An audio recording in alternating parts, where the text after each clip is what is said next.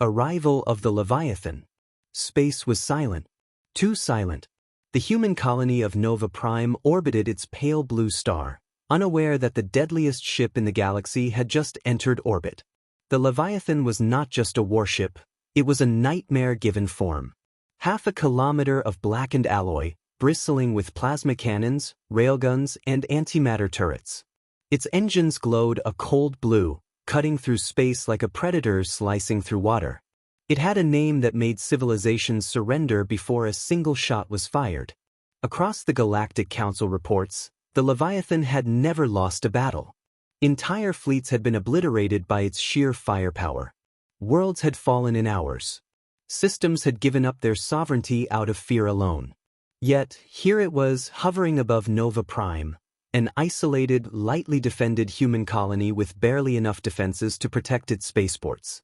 Commander Alex Ryder, sitting on the bridge of the Endeavour, took a slow sip of coffee.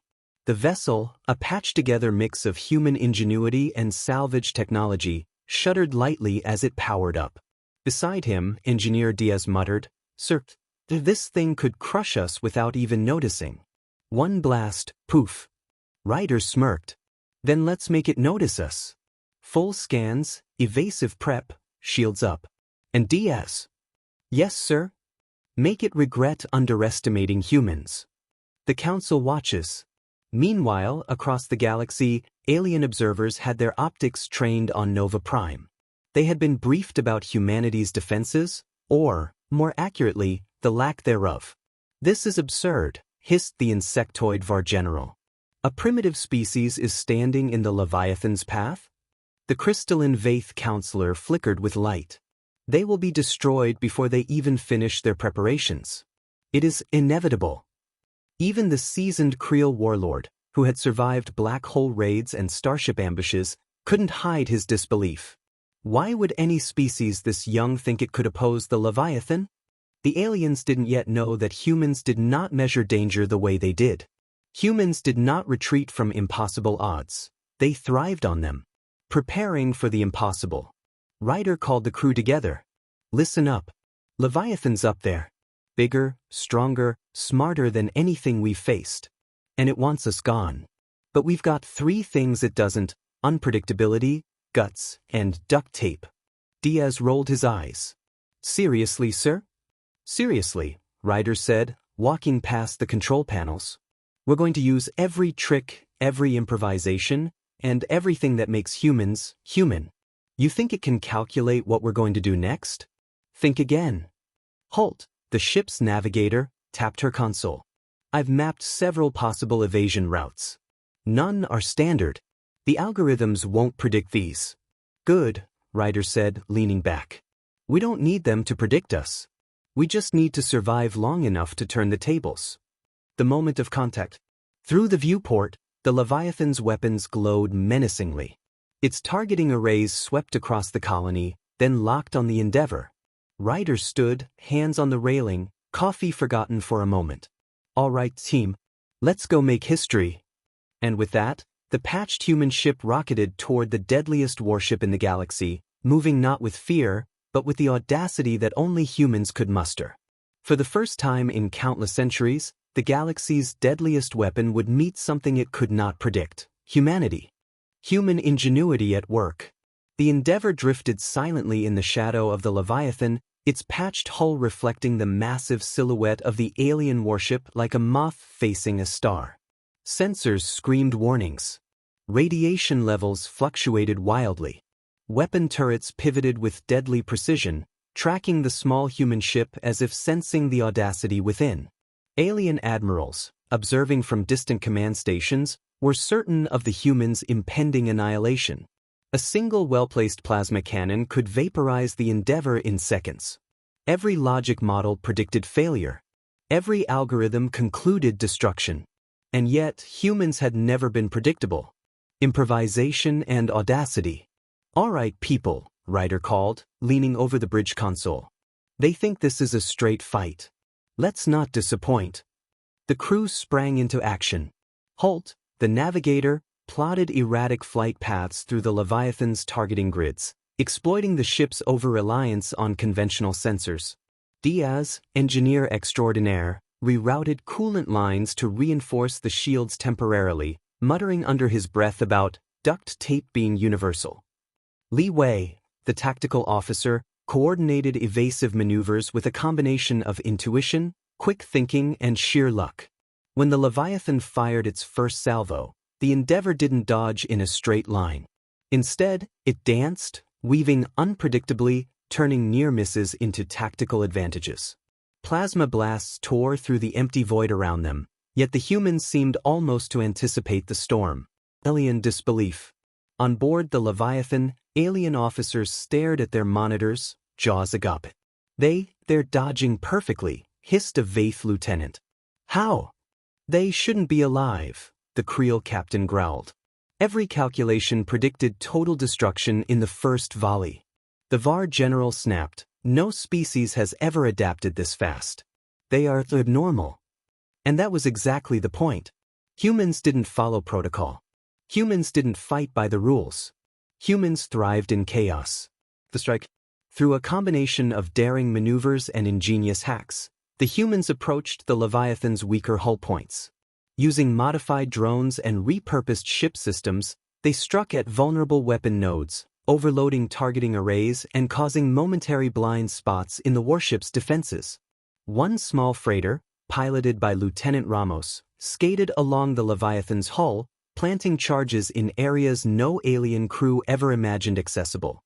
Sparks rained like shooting stars in the void, but the humans worked calmly, efficiently, as if dismantling an old engine back home. Ryder's voice cut through the comms. Keep moving. One mistake and we're toast, but so far, we're writing the manual on how to survive a galaxy's deadliest warship. The Leviathan stumbles. Hours passed. The Leviathan, designed to crush entire fleets, began to falter. Its energy cores flickered. Weapon turrets misfired. Shields wavered under the constant unpredictability of human attacks. The galaxy's greatest warship, undefeated for centuries, was struggling to handle a single patched-up human ship and its crew's audacious tactics. From the observation decks of allied alien fleets, whispers spread, "They can't possibly survive," followed immediately by stunned disbelief as the Endeavour dodged another barrage and retaliated with pinpoint precision. Ryder leaned back, a small grin forming. And that, my friends, is how you make an empire rethink its assumptions. A new legend begins. By the end of the day, no alien strategist could deny it. Humans were different. Reckless? Unpredictable? Absolutely. But brilliant in ways no calculation could predict.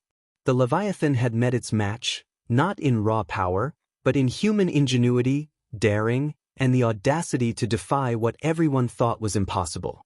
And the galaxy, watching in awe, began whispering a new phrase that would soon spread from star system to star system. If humans are involved, expect the unexpected. Turning the Leviathan's own power against it. The Endeavour had survived the initial engagement. What seemed impossible to the galaxy's most advanced strategists was now reality. A single patched-up human ship, full of misfits, had not only dodged the Leviathan's first volleys but had begun striking back. On the bridge, Commander Alex Ryder leaned over the tactical console, reviewing the energy scans streaming from the alien behemoth. Its core was vast, feeding energy to every turret, shield, and engine with precise calculation. But precise calculation was humanity's advantage. Alien engineers had designed the Leviathan to follow patterns, to predict enemy movements. Humans didn't follow patterns. Diaz, status report, Ryder said.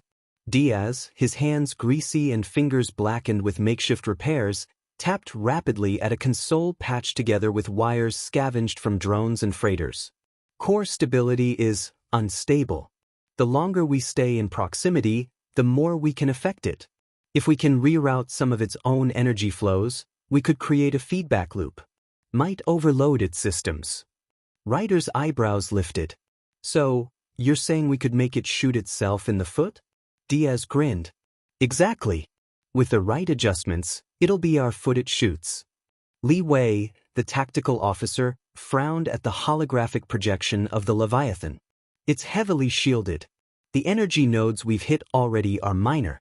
If we go for the core directly, it's going to fry us in seconds. Minor nodes destabilize the targeting arrays, Ryder said calmly. Think of it as a warm-up. We've got a plan. Now we just need execution. The EVA strike team. The plan was audacious. A strike team would EVA, extravehicular activity, directly to the Leviathan's hull, navigate the external conduits, and plant charges on the energy conduits leading to the main core. Diaz led the team. Lieutenant Ramos, a fearless pilot, was tasked with precision placement. Engineer Holt would guide the team through the labyrinthine hull systems. Ryder would coordinate from the bridge, keeping the Endeavour in unpredictable motion to draw attention and fire away from the EVA team. As the team suited up in modified EVA armor, Holt muttered, "I've never done anything this insane in a simulator. And I've crashed more ships than I can count." Ramos grinned, strapping explosives to his belt. "Relax. It's just a big, glowing, angry alien warship. No big deal." Ryder gave them the final briefing. "Listen, we're not just surviving, we're creating opportunity. The Leviathan is the galaxy's most precise weapon, but it cannot predict chaos. That's us. Go in, plant the charges, and leave it thinking it's still in control." Dancing in a storm of fire, the EVA team was launched. The vacuum of space enveloped them, the Leviathan's immense silhouette dominating the view. Turrets pivoted with a slow, menacing precision, scanning the small human figures floating in zero gravity. Energy beams flared past, narrowly missing them as they zipped across the hull with magnetic boots and improvised thrusters. The alien crew was already in panic mode. "They're climbing the hull?" one officer hissed. "Impossible. Only suicides attempt this." But the humans didn't hesitate. Ramos navigated along the outer conduits, placing charges at precise junctions. Holt tapped into external energy lines with her portable rig, rerouting flows through auxiliary circuits designed by Diaz to create instability in the Leviathan's targeting arrays. Back on the Endeavour, Ryder maneuvered the ship in erratic patterns, dodging plasma fire and using improvised flares to confuse automated turrets. Every movement was calculated to distract the Leviathan while his strike team operated outside its hull. "Think of it as threading rush-hour traffic while juggling grenades," Ramos joked over comms. Holt laughed despite the tension. "Best description yet." Chaos within the Leviathan. Inside the Leviathan, alarms blared. Power conduits sparked and overloaded, forcing turrets offline one by one. The alien crew had never experienced unpredictability of this magnitude. Calculations were meaningless. Strategy was irrelevant. Every human move defied logic. One young lieutenant muttered, "They are not afraid. They are enjoying this." "They should not be alive," snapped the chief engineer, voice trembling. "No species survives a direct EVA strike on the hull. It's impossible." The Leviathan shuddered as the first charges detonated, creating localized feedback in the outer energy conduits. Sparks and plasma arcs shot into the void. The humans had not destroyed the ship, they had destabilized it in ways the alien designers never considered. The core strike. After hours of precise movement and improvisation, the EVA team reached the energy conduits leading directly to the core. Diaz's device, a combination of alien tech scavenged from previous missions and human ingenuity, was attached to the main energy flow. "Stand back," Diaz said over comms. "This is the big one." Ryder's hands hovered over the bridge console. "All units, evasive patterns alpha. Time it perfectly. On my mark, now." A pulse of energy surged through the Leviathan systems, feeding back into its own weapons, causing turrets to misfire and shields to flicker uncontrollably. Sparks rained down the hull, and internal systems began to fail in a cascade. From the observation decks of alien fleets, the impossible was unfolding. The Leviathan, built to crush star systems, was staggering. It groaned as its systems overloaded, failing to coordinate its massive arsenal. The humans had not attacked directly, they had made the warship attack itself. Victory in sight. Ramos floated free, watching the sparks fly. "We actually did it," he muttered. Holt's grin was visible through her helmet. "We're not dead. That's a first." Back on the bridge, Ryder allowed himself a small smile. They never expected humans to fight like this. That's our edge. Always has been. The Leviathan shuddered one last time, engines flaring wildly. Systems overloaded, turrets misfired, and the massive ship began to drift helplessly. Humanity hadn't destroyed it. They had rendered it harmless without a single direct strike to the core itself. Across the galaxy, alien admirals could only watch in disbelief. The humans had achieved the impossible. They had taken the galaxy's deadliest warship and turned it into a drifting husk of sparks and smoke, all with audacity, improvisation, and the unthinkable creativity of a species no one had truly understood. A phrase that would echo through the stars. On comms, Ryder's voice rang calm and unmistakable. Ladies and gentlemen, the Leviathan's officially ours to ignore. Enjoy the fireworks. And someone get me a coffee. I think I've earned it. Across the galaxy, the story began to spread. Humans had faced the ultimate weapon and survived. They hadn't used overwhelming firepower or perfect algorithms. They had relied on ingenuity, improvisation, and the audacity to defy the rules. From that day on, the phrase, "hold my coffee," became synonymous with facing the impossible and winning, human style. And for the first time in centuries, the galaxy understood a terrifying truth. Humans were unpredictable, unstoppable, and deadly in ways no one could calculate. When legends are born, the Leviathan drifted like a wounded god across the void. Its once terrifying silhouette, bristling with weapons capable of glassing entire planets, was now marred with glowing fractures and sputtering energy arcs. It was not destroyed, but it was humbled, something no other species in the galaxy thought possible. On the bridge of the Endeavor, silence reigned.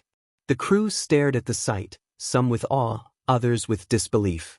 "We actually survived," whispered Holt, her voice trembling as she peeled off her helmet. "We fought the Leviathan and lived to tell the tale." Commander Alex Ryder allowed himself the faintest grin. "We did more than live. We made history." Diaz leaned back in his chair, sweat dripping down his brow. "You know what the best part is? We didn't even destroy it. We just embarrassed the hell out of it. That's going to sting worse than death for them." The bridge crew laughed, exhaustion mixing with exhilaration. But outside their hull, across the galaxy, the implications were far greater. The galaxy watches. Dozens of alien fleets had been observing the battle through stealth satellites and long-range sensors. Generals, admirals, and emperors alike had been confident in the outcome. The Leviathan was considered untouchable, an unstoppable titan of warfare. Its very existence was the reason entire civilizations submitted to the Empire's rule. But now, billions of eyes watched the mighty warship reduced to a staggering hulk by a ragtag human crew, their tiny vessel darting around like a mosquito against a lion. And the mosquito had won. A Zalorian fleet commander slammed his clawed hand against the armrest of his throne. "This is unacceptable. Their species is primitive, chaotic, unrefined." A Valari strategist whispered in awe. "No, there's something else. They think differently. They fight differently. They cannot be predicted. That's their strength." Across a dozen empires, fear rippled. If a single human ship could humble the Leviathan, what would fleets of humans accomplish? The return of the heroes. The EVA team was retrieved, battered but alive. Holt limped onto the deck, helmet tucked under her arm, muttering, "Next time someone says, 'impossible,' I'm punching them in the throat."